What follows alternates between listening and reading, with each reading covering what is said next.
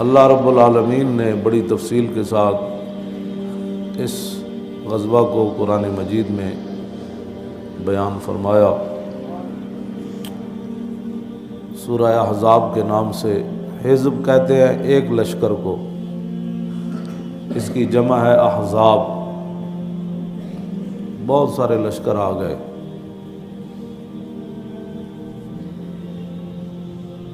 نبی علیہ الصلوۃ والسلام نے قبیلہ غطفان کے 2 سرداروں کو بلایا، عیینہ بن حصن اور حارث بن عوف کو، اور یہ بعد میں دونوں مسلمان ہو گئے تھے، لیکن اس موقع پر رسول اللہ کے مقابلے میں آئے بیٹھے تھے اور 25,000 کا لشکر لے کر مدینہ پاک کا محاصرہ انہوں نے کیا ہوا تھا۔ جب یہ دونوں آ گئے تو نبی علیہ الصلوۃ والسلام نے ان دونوں کو فرمایا، ارأیتکما ان جعلت لکم ثلث تمر المدینۃ اترجعان بمن معکما۔ حضور نے فرمایا کہ میں آپ کو مدینہ پاک کی کل جو کھجوروں کی آمدنی ہوگی اس کا 3 حصہ میں تمہیں دے دیتا ہوں، اور یہ جو تم نے محاصرہ کیا ہوا ہے ان کو لے کر تم واپس چلے جاؤ۔ فقالا، ان دونوں نے کہا کہ نہیں، توتینا نصف تمر المدینۃ، مدینہ پاک کی جتنی کھجوریں ہوں گی اس کا آپ نصف دیں تو ہم واپس چلے جائیں گے، ثلث ہمیں قبول نہیں۔ فردیا بذالک، کچھ دیر حضور کے ساتھ گفتگو کرنے کے بعد وہ دونوں راضی ہو گئے کہ ٹھیک ہے ہم ثلث کھجور لے لیتے ہیں، ہمارا معاہدہ ہو گیا تو ہم چلے جاتے ہیں اپنا لشکر لے کر۔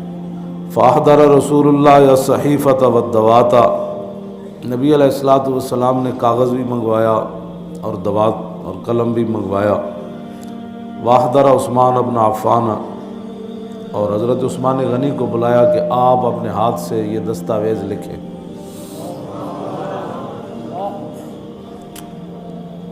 عثمان غنی جب وہ دستاویز لکھ رہے تھے حضور نے فرما دیا یہ لکھو۔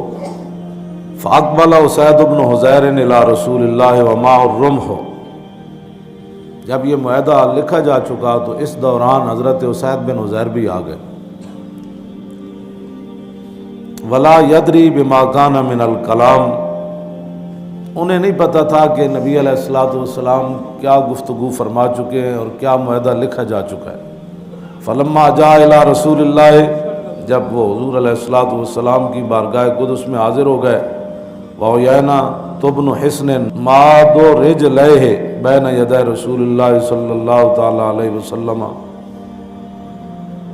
عیینہ بن حصن ایسے دونوں پاؤں حضور کے سامنے پھیلا کر بیٹھا تھا جب وہ معاہدہ لکھوا رہا تھا۔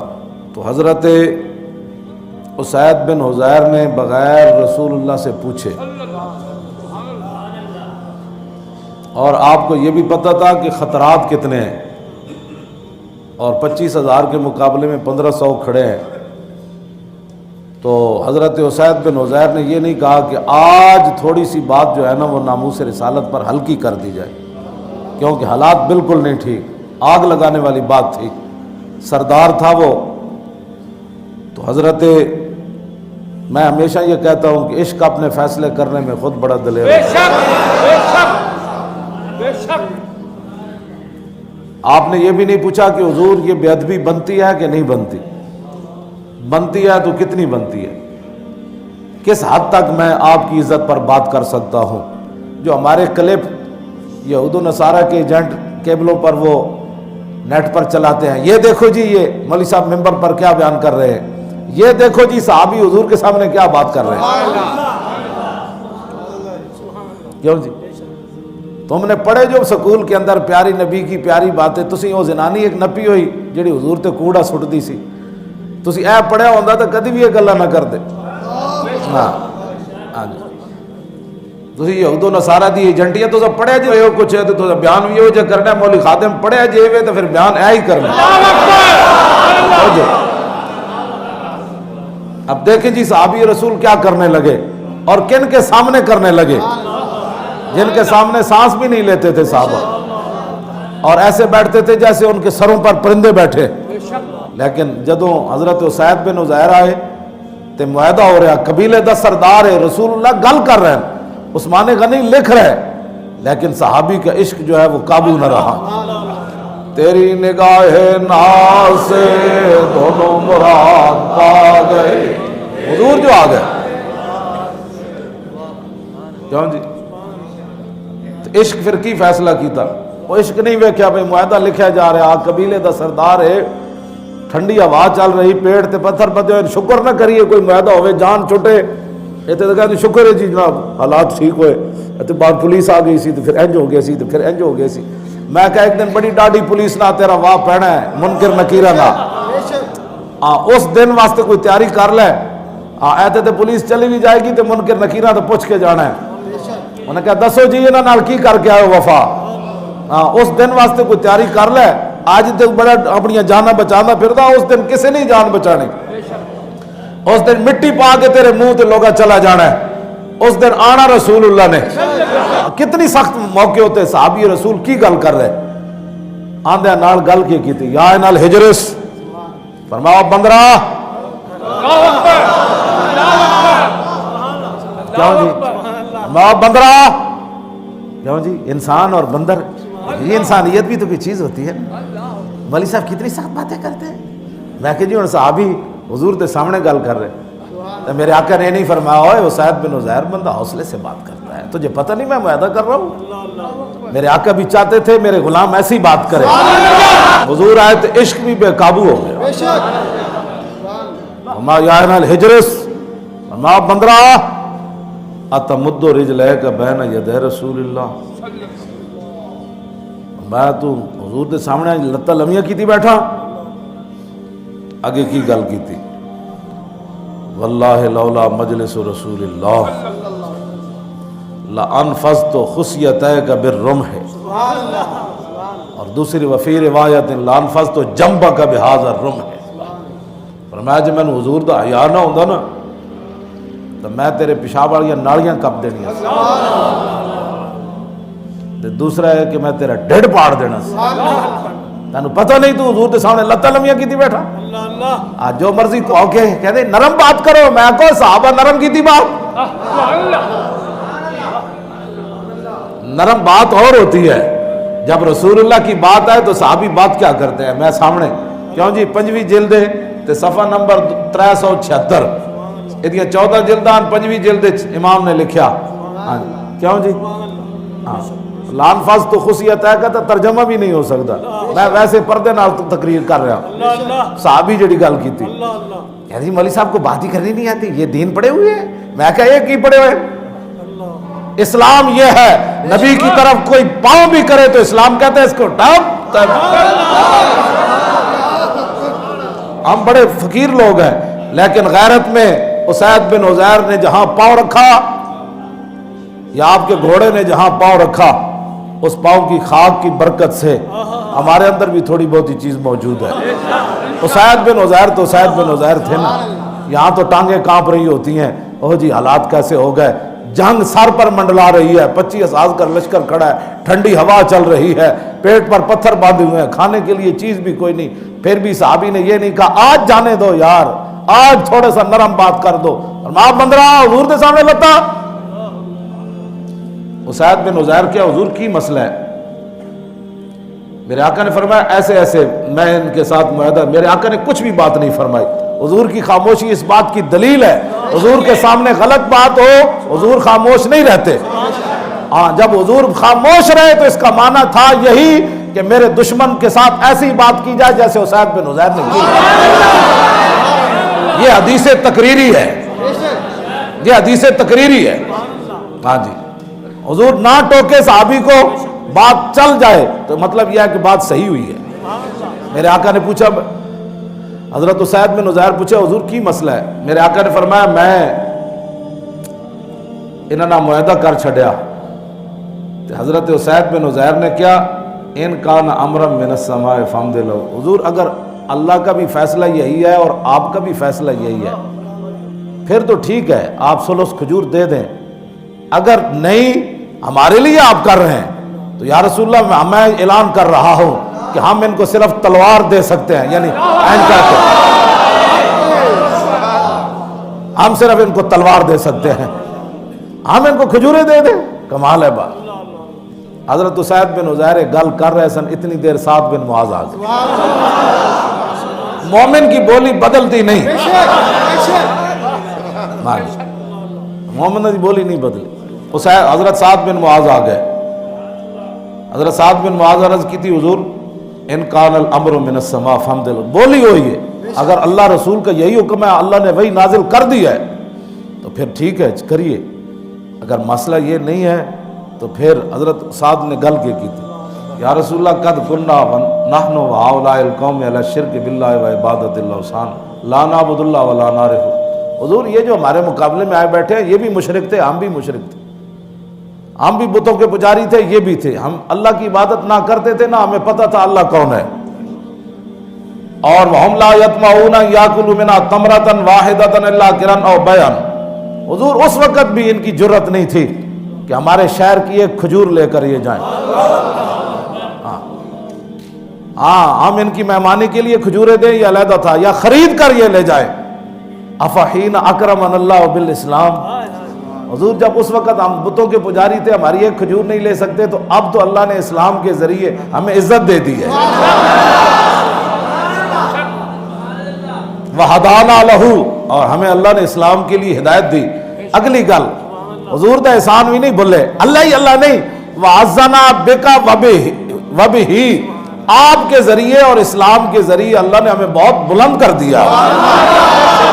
اللہ دی قسم ہے اسی انہاں نو کھجور شجور کوئی نہیں دینی، واللہ ما لنا بہذا من حاجہ، حضور سانو اس معاہدے دی لوڑ بھی کوئی نہیں، اور واللہ لا نؤتیہم الا السیف، ہاں تلوار ہم ان کو دے سکتے ہیں۔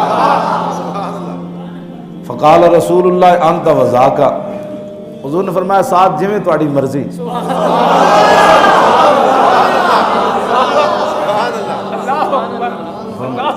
میں ساتھ جویں تہاڈی مرضی۔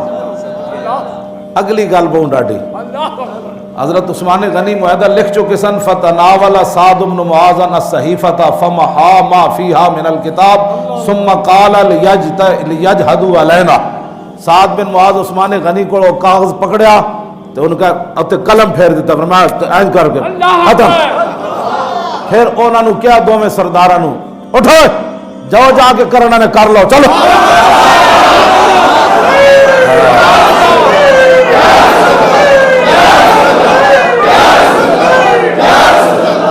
انہوں نے کہڑے حالات ہیں جی یہود و نصارہ دی ایجنٹی کردے ہوئے ہیں، پاکستان کے حالات یہود و نصارہ دی ایجنٹی تو خود کی تھی، ہوتے تھے حقیقت ہے حالات خراب سن۔ هنالک ابتلی المؤمنون وزلزلوا زلزالا شدیدا۔ میرے حبیب خندق والے دن تے تواڈے غلاماں نو اسی نچوڑ کے رکھ دیتا سی، ٹھنڈی ہوا چل رہی سی، پیٹوں تے پتھر بدے ہوئے سن، حالات تو اس وقت تھے۔ اگر ناموس رسالت پر اگر مگر کوئی بات ہونی تھی تو وہ موقع تھا، صحابہ کہتے حضور جان چھڑاؤ حالات بڑے خراب ہیں۔ منافق تے کہہ اٹھے سانو اجازت دو یا رسول اللہ، ساڑھے گھر پیچھے بڑے لگے ایتھے اسی بیٹھے ہاں، ایتھے روٹی کھان دا نہیں کچھ ہے، گھر بڑے لگے سانو اجازت دو۔ اللہ نے فرمایا وما ہی بعورا، میرے حبیب انہاں دے گھر لگے شوگے کوئی نہیں، ان یریدون الا فرارا، اے تے تو ہمیں چھوڑ کے نسنا چاہتے۔ کسی صحابی نے نہیں کیا حضور ساڑھا گھر لگا ہے، حضور جب موجود ہیں گلاں کرنیاں بڑیاں آسان ہوندیاں، آگ دے شعلے بھڑک رہے ہون تے انہاں وچ پھر حضور دی عزت دی گل کر دینا۔ پاکستان کے حالات بڑے خراب ہیں، تسی کیتے اساں تے نہیں کیتے۔ جس ویلے حالات میں پورا رکوع کیوں جی پورا رکوع پڑھا لگ پتہ جائے حالات کتنے ڈاڈے سن، رب نے بھی بیان کیتا میرے حبیب وبلغت القلوب الحناجر وتظنون باللہ الظنون۔ میرے حبیب اس موقع تے تواڈے غلاماں تو علاوہ کوئی ہوندا نا تے اتنا بڑا خوف سی کہ منہ والو دل باہر آ جانے سن، لیکن تواڈے غلام سن انہاں پھر کی کیتا ولما رأى المؤمنون الاحزاب قالوا هذا ما وعدنا الله ورسوله وصدق الله ورسوله وما زادهم الا ایمانا وتسلیما۔ انہاں نسے جی گھر لگے صحابہ جدو 5000 دا لشکر ویکھیا ٹھنڈی ہوا چلدی ویکھی پیٹ تے پتھر بندے انہاں کہ اج تے مزہ آنا لڑن دا۔ ہاں جی آج تو مزہ آ رہا ہے لڑنے. اللہ رسول سچ فرمایا. کیا جی تیری نگاہ ناز سے دونوں مراد پا گئے. حضرت حذیفہ بن یمان فرماتے ہیں غزوہ خندق دے موقع تے میرے کو صرف ایک تہ بند سی جڑا صرف گھٹنے تک سی تے باقی میرے جسم تے کپڑا کوئی نہیں سی. تے حضور نے فرمایا جاؤ جا کے 50,000 لشکر دی خبر لے کے آؤ. تے حذیفہ بن یمان فرماتے ہیں میں پھر راتی چل پیا. یہ بھی نہیں کہ حضور ایسا حالت ہے کسی اور نو بھیجو گے تو کپڑے پورے ہون, میں تو تہ بند گوڑے تک بدے ہویا. تیری نگاہ ناز سے دونوں مراد پا گئے. حضرت حذیفہ بن یمان فرماندے ہیں جدوں میں واپس ہویا نا, لمبا واقعہ, پھر میں فرماندے ہیں جدوں میں واپس ہویا نا انہاں دی خبر ویکھ کے تے حضور نے فرمایا اوتھے کوئی نواں چند نہ چڑھاویں. ہاں تے فرماندے ہیں میں ویکھیا تے ابو سفیان بیٹھے ہوئے تے میں تیر بار کڈیا کمان تے چڑھایا. پھر میں حضور دا فرمان یاد آ گیا. حضور نو پتہ سی انہیں تیر مارنا ہے تے کہندے میں جدوں مارن لگا پھر حضور دا فرمان یاد آیا. اوتھے نویں گل کوئی نہ کری, واپس آ جاویں, بس ویکھ کے واپس آ جا. کہندے میں واپس آیا تے مینوں 20 شاہ سوار ملے جنہاں پگڑیاں بدیاں ہوئی سن. تے مینوں کہن لگے روکو جنیا, انہوں نے کہا دسو جی. انہوں نے کہا جا کے حضور دی بارگاہ وچ عرض کری اسی سب کچھ انہاں دا الٹا دیتا, ہن کسے نہیں آنا. تے میں جا کے عرض کی تھی حضور 20 شاہ سوار کور سن؟ فرمایا اللہ دے فرشتے سن, اور کون سن؟ آنا فرشتے ہی ہوندا, لیکن نعرہ یا رسول اللہ دا لگے گا تو فرشتے آن گے.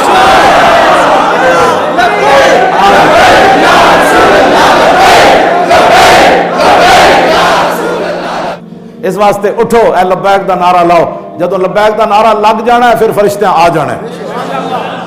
جیڑا بندہ پلیتستان نہیں کرے جی کیا نعرہ لگا رہے ہو, انہوں نے کہا پترا یہی نعرہ لگنا ہے.